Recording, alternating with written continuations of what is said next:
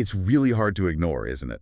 The constant news about extreme weather in India, Uh-huh. cyclones, heat waves, floods, it feels relentless. It really does. And that figure you mentioned, about 93% of days in the first 9 months of this year seeing some kind of extreme event, well, it's pretty staggering. Exactly. It makes you wonder what's really changing underneath it all. And that's what we're digging into today. This deep dive is really for you if you're trying to sift through all the headlines and get to the core insights. How is climate change actually reshaping India right now, and what might be coming? Right. And we've looked at quite a range of material, haven't we? We have. There's a good review article giving an overview, a Center for Science and Environment Assessment, which is quite hard-hitting, some official government releases, especially on agriculture. A journal article on water, I remember that one. Yes, and a Next IAS piece that explains things well, the official FAQ on the Climate Action Plan, and that McKinsey analysis looking specifically at heat and work. Okay, so the mission then is to pull out the absolutely crucial stuff from all of that. Connect the dots, see the trends, understand what it means, but, without drowning in data. Precisely. So where do we start?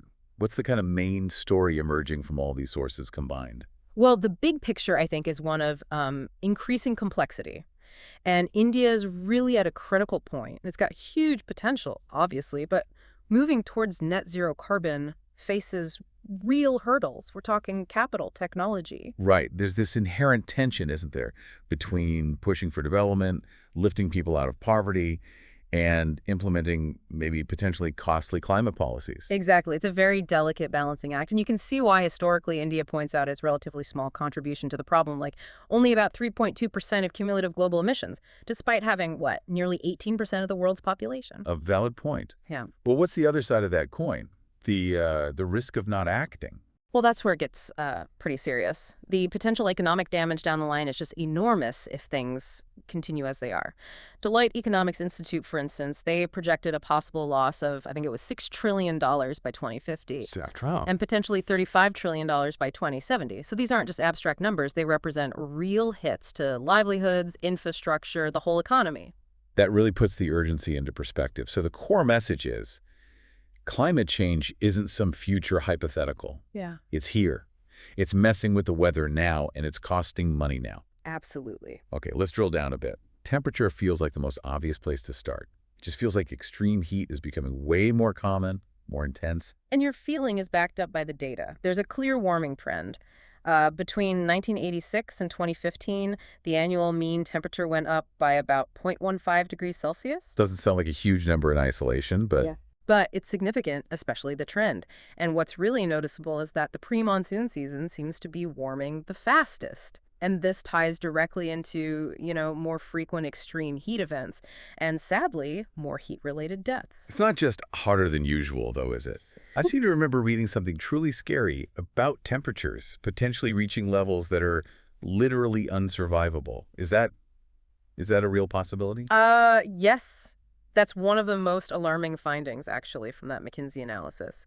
They suggest parts of northern India could potentially see heat waves hitting conditions beyond human survivability. That's around 35 degrees Celsius wet bulb temperature, maybe even within the next decade. And certainly a high probability by 2050. Wet bulb temperature. We hear that term more now. Can you just quickly explain what that actually means? Why is it different or more important than just the air temperature reading? Sure. So think of wet bulb temperature as combining air temperature and humidity. It basically measures how effectively we can cool down by sweating. When humidity is high, sweat doesn't evaporate easily, so we can't cool off. Right. It feels sticky and oppressive. Exactly. And at a wet bulb temperature of 35 degrees C, even if you're healthy, resting in the shade, your body physically cannot shed heat fast enough to maintain its core temperature.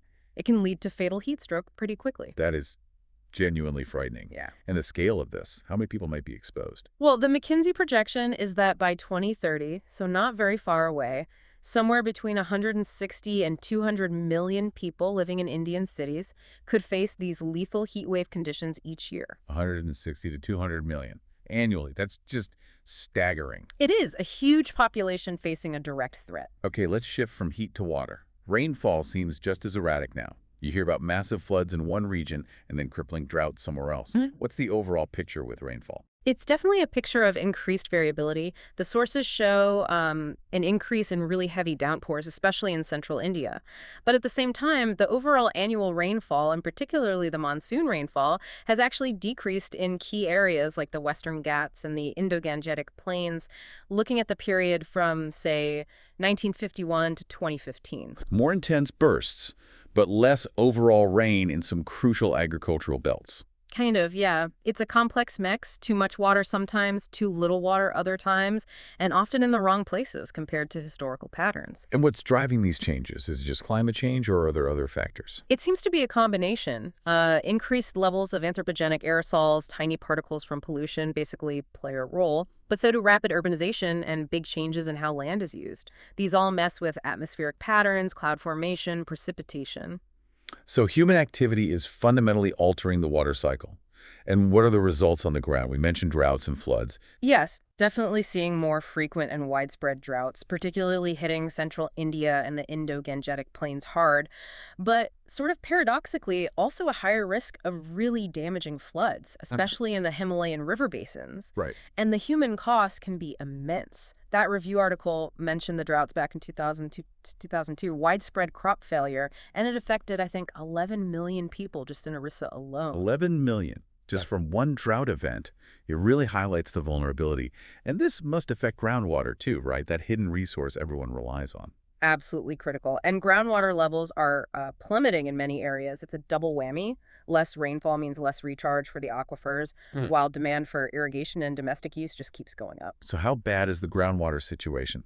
Well, the review article stated that about 1 billion people in India face water shortages for at least 1 month every year, and around 180 million face severe scarcity all year round. 1 billion people impacted. That's almost hard to grasp. And looking ahead, NextIAS projects that climate change could reduce freshwater availability enough to impact over 1 billion people by 2050. The scale is just immense. Okay, let's link this directly to agriculture. It's still such a massive part of the Indian economy and so dependent on these weather patterns. Hugely dependent. You know, so something like half the population still relies on agriculture in some way. And it's incredibly vulnerable to these shifts we're talking about. The monsoon intensity, the timing, the overall amount of rain.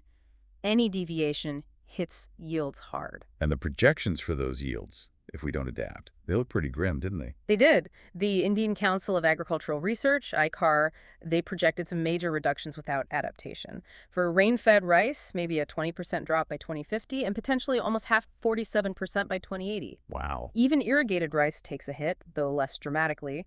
Wheat could see yields fall nearly 20% by 2050, and a massive 40% by 2080. Kharif maize, also significant drops projected. These aren't small fluctuations. These are potentially catastrophic declines for food security and for the economy.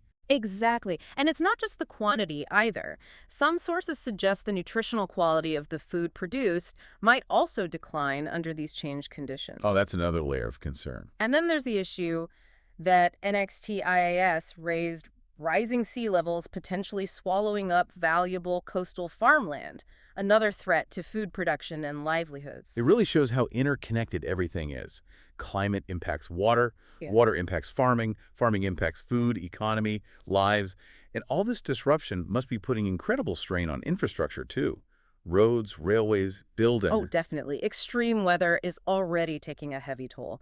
That review article used the Konkan Railway as an example. Something like 14% of their maintenance budget is now just for weather-related damage. 14%, that's significant. And think about disaster relief costs. India apparently spent around $3 billion just on flood damage over the last decade. That's money that could potentially be used elsewhere for development. And again, behind the financial numbers are the human impacts. These aren't just infrastructure failures. No, absolutely not. Think about Cyclone Amphan in 2020. Affected 13 million people, caused over $13 billion in damage. And these events always hit the poorest hardest, don't they? Yeah, they often live in more vulnerable locations, maybe rely on jobs easily disrupted by weather. Exactly. And the World Bank actually projected that if these trends continue, India's national poverty rate could increase by about 3.5% by 2040, just due to climate impacts. So climate change could actually reverse progress on poverty reduction. It's a real risk, and it's not just the big disasters. Remember the heat. Right, the impact on labor. Yeah, the McKinsey analysis estimated that lost working hours due to extreme heat could put between 2.5% and 4.5% of India's GDP at risk by 2030.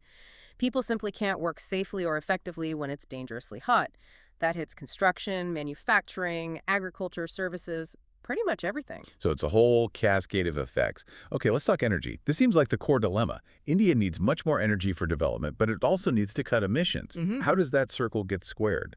That is the central challenge, you're right. Energy demand is projected to basically double by 2030.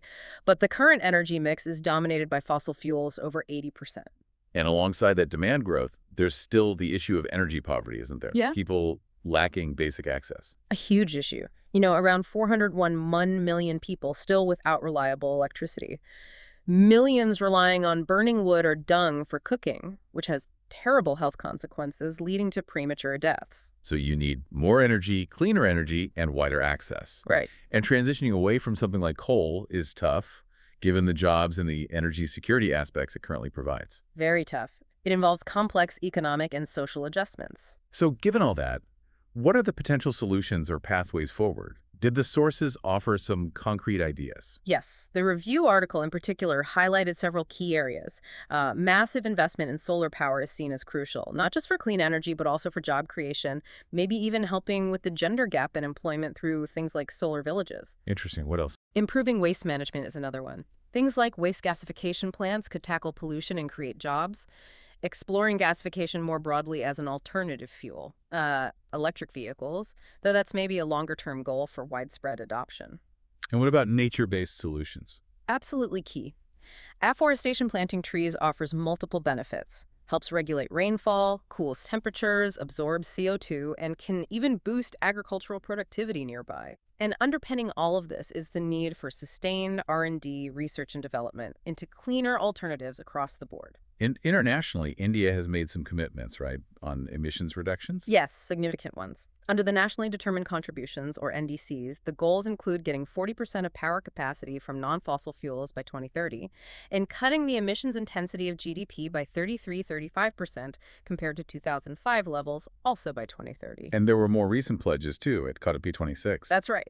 Pledges to reduce total projected carbon emissions by 1 billion tons by 2030, cut carbon intensity by 45% by then, and ultimately achieve net zero emissions by 2070. Ambitious goals. And domestically, there's a plan to try and coordinate action, the NAPCC. Yes, the National Action Plan on Climate Change. It's been around since 2008, kind of the umbrella strategy. It has 8 national missions covering key areas: solar, energy efficiency, sustainable cities, water, the Himalayas, forests, green India, agriculture, and climate knowledge, trying to tackle things in a more integrated way. Okay.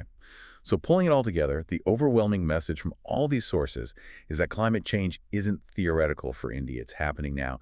It's affecting the economy, the environment, people's lives, and all these impacts are deeply tangled together. Exactly. And there's this real unavoidable tension between the push for development and the need for climate action. But importantly, the sources also suggest it's not hopeless. Strategic investments, smart policies, a real focus across different sectors. There is a path towards a future that's greener, more resilient, and hopefully still prosperous. Right. It really makes you think, though, given how interconnected everything is: energy, farming, water, cities, health. If you had to pick one area where progress could create the biggest positive ripple effect across all the others in tackling climate change in India, what would it be? Energy transition, making agriculture resilient, urban planning. It feels like a breakthrough in one might really unlock progress elsewhere, something for you, the listener, to maybe ponder.